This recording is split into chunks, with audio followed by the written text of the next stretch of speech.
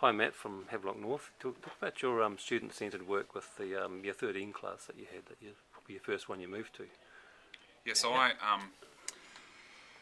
I took one topic with the 13s, that was electricity, and moved that to something where they had to do a lot more of the grunt work than me. So I had instructions for what activities they were doing right the way through the whole topic on our learning platform, which is called Schoology. And they worked through at their own pace, so I had big extremities in pace. Kids were flying ahead, and other kids were handling things as they could handle things.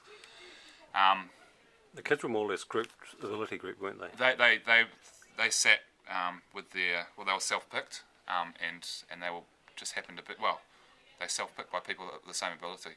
So they worked together. They were all working effectively in pairs, and worked together, in pairs at that pace. So one pair would be 4 or 5 activities ahead of maybe another pair. That was sort of how big the gap was. So they worked through it, yeah. Yeah, they worked through it.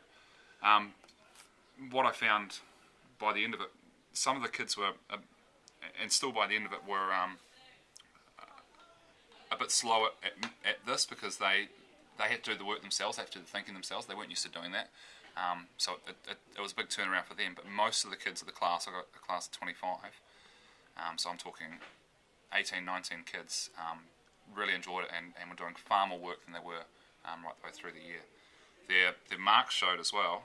The end of the unit test for that was brilliant marks. And in electricity, I've always struggled. Kids in the past have found it really difficult, especially when we're talking about the topics of inductors and AC and phases. That stuff's been quite abstract, and it's been me teaching kids off the board, them taking down notes, and by the time they get to exams, it's just them trying to regurgitate stuff. So I feel this year, when they've been constructing the knowledge themselves, that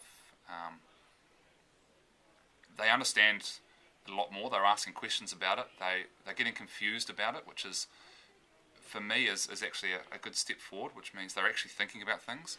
They want to push through that confusion, whereas as in the years gone by, they're just sort of passively absorbing things and memorising things. You actually prompted them, or you tried not to prompt them and tried not to help too much. Yeah. So I, walking around the classroom, different kids will be on different problems, and I can see, one peer working on a problem that another peer had already solved the day before. So I know what the issues are, and when this peer is working on this problem, I can see them sort of going wrong, and the old me would have stepped in and intervened with that one. Yeah.